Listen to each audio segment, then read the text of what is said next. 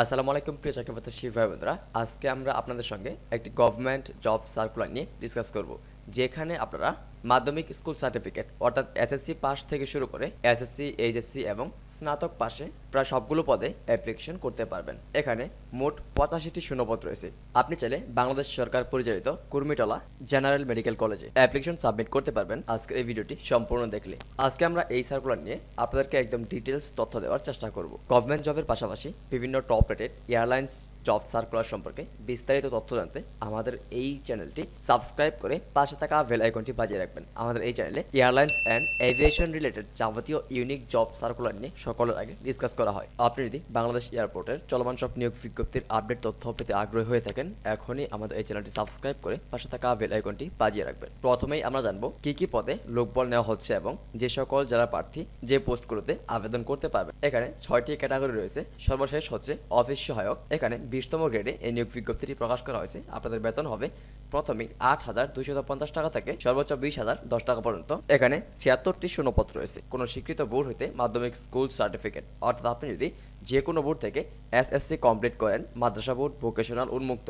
যে কোনো বিভাগ থেকে এসএসসি কমপ্লিট করলেই সকল জেলার প্রার্থী এই পোস্টে আবেদন করতে পারবেন বাংলাদেশের 64টি জেলা থেকে। পরবর্তী রয়েছে রিসিপশনিস্ট, যেখানে 16তম গ্রেডে এই নিয়োগ বিজ্ঞপ্তিটি প্রকাশ করা হয়েছে। এই পোস্টে আপনার বেতন হবে 9,300 টাকা থেকে 22,490 টাকা পর্যন্ত। এই পদে আবেদন করতে হলে আপনাকে কোনো স্বীকৃত বোর্ড হইতে ন্যূনতম উচ্চ মাধ্যমিক সার্টিফিকেট বা সমমানের পরীক্ষায় উত্তীর্ণ হতে হবে এবং কম্পিউটার চালানোর দক্ষতা থাকতে হবে। ইমেল, স্ক্যানার, ফ্যাক্স, টেলিফোন চালনায় দক্ষতা থাকতে হবে। এই 6টি ক্যাটাগরিতেই ছেলে এবং মেয়ে উভয় প্রার্থী আবেদন করতে পারবেন। তবে 1 থেকে 5 পর্যন্ত যে সকল জেলার প্রার্থীগণ আবেদন করতে পারবেন না তা হচ্ছে মানিকগঞ্জ, নারায়ণগঞ্জ, রাজবাড়ী, টাঙ্গাইল, ময়মনসিংহ। তো আপনারা ময়মনসিংহ জেলার প্রার্থীরা অবশ্যই কমেন্ট বক্সে জানাবেন। আমি হচ্ছি আপনাদের ময়মনসিংহের সন্তান। আপনাদের জন্য রয়েছে আমার এক্সট্রা কেয়ার। জামালপুর, ব্রাহ্মণবাড়িয়া, চাঁদপুর, কুমিল্লা, জয়পুরহাট, পাবনা, সিরাজগঞ্জ, নওগাঁ, নাটোর, কুড়িগ্রাম, নীলফামারী, সাতক্ষীরা, কুষ্টিয়া, বরিশাল জেলা ব্যতীত অন্যান্য জেলার সকল প্রার্থীগণ আবেদন করতে পারবেন। বিষয়টা আরো ক্লিয়ার করে দিই। এখানে যে সকল জেলার নাম উল্লেখ রয়েছে সেই সকল জেলার প্রার্থী এই 1 থেকে 5 পর্যন্ত এই 5টি ক্যাটাগরিতে অ্যাপ্লিকেশন করতে পারবেন না। তবে এতিম ও শারীরিক প্রতিবন্ধী হয়ে থাকলে আপনি সকল ক্যাটাগরিতে অ্যাপ্লিকেশন করতে পারবেন। 4 নম্বর রয়েছে ইনস্ট্রুমেন্ট কেয়ারটেকার। 16তম গ্রেডে এই নিয়োগ বিজ্ঞপ্তিটি প্রকাশ করা হয়েছে। এখানে আপনার বেতন হবে 9,300 টাকা থেকে 22,490 টাকা পর্যন্ত। এই পোস্টে অ্যাপ্লিকেশন করতে হলে কোনো স্বীকৃত বোর্ড হইতে ইলেকট্রিক্যাল বা মেকানিক্যাল ট্রেডে উচ্চ মাধ্যমিক সার্টিফিকেট অথবা ভোকেশনাল পরীক্ষায় উত্তীর্ণ প্রার্থীরা এই পোস্টে অ্যাপ্লিকেশন করতে পারবেন। 3 নম্বর রয়েছে অফিস সহকারী কাম কম্পিউটার মুদ্রাক্ষরিক। এই পোস্টে 4টি শূন্যপদ রয়েছে। এখানে আপনাদের বেতন হবে 9,300 টাকা থেকে 22,490 টাকা পর্যন্ত। কোনো স্বীকৃত বোর্ড হইতে উচ্চ মাধ্যমিক সার্টিফিকেট বা সমমানের পরীক্ষায় উত্তীর্ণ প্রার্থীরা এই পোস্টে আবেদন করতে পারবেন। তবে এই পোস্টে আবেদন করতে হলেও আপনাকে কম্পিউটার চালানোর দক্ষতা থাকতে হবে। 2 নম্বরে রয়েছে ডাটা এন্ট্রি অপারেটর। 14তম গ্রেডে এই নিয়োগ বিজ্ঞপ্তিটি প্রকাশ করা হয়েছে, যেখানে আপনাদের বেতন হবে 10,200 টাকা থেকে 24,680 টাকা পর্যন্ত। এখানে একটি শূন্যপদ রয়েছে। কোনো স্বীকৃত বোর্ড হইতে উচ্চ মাধ্যমিক সার্টিফিকেট বা সমমানের পরীক্ষায় উত্তীর্ণ প্রার্থীরা এই পদে আবেদন করতে পারবেন। অর্থাৎ আপনি যদি এইচএসসি কমপ্লিট করেন বাংলাদেশের যে কোনো স্বীকৃত বোর্ড হইতে, তাহলেই আপনি এই পোস্টে অ্যাপ্লিকেশন করতে পারবেন। তবে ডাটা এন্ট্রি অপারেটর এই পোস্টে অ্যাপ্লিকেশন করতে হলে আপনাকে কম্পিউটার চালানোর দক্ষতা থাকতে হবে। সর্বপ্রথম এবং সর্বশেষ 1 নম্বর হচ্ছে 60 মুদ্রাক্ষরিক কাম কম্পিউটার।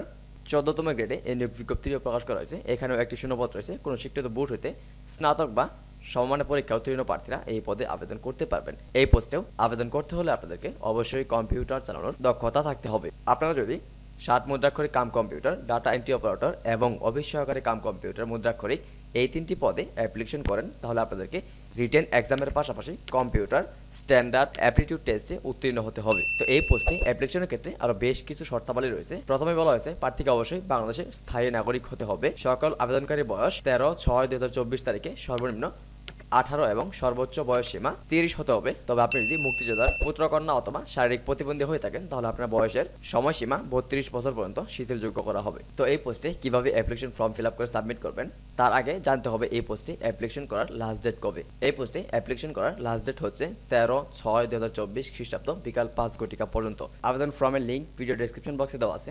আপনি চাইলে আপনার হাতে থাকা স্মার্টফোন দিয়েও অ্যাপ্লিকেশন করতে পারেন অথবা যে কোনো কম্পিউটার দোকান থেকে আপনার অ্যাপ্লিকেশন সাবমিট করতে পারেন।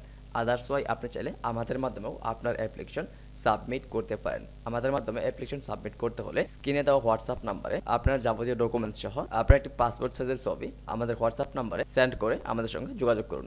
তো আজকের মতো এখানে বিদায় নেব। যদি ভিডিওটি বিন্দুমাত্র ভালো লাগে ভিডিওতে একটি লাইক দিয়ে আপনি কোন পদে আবেদন করতে আগ্রহী কমেন্ট করুন।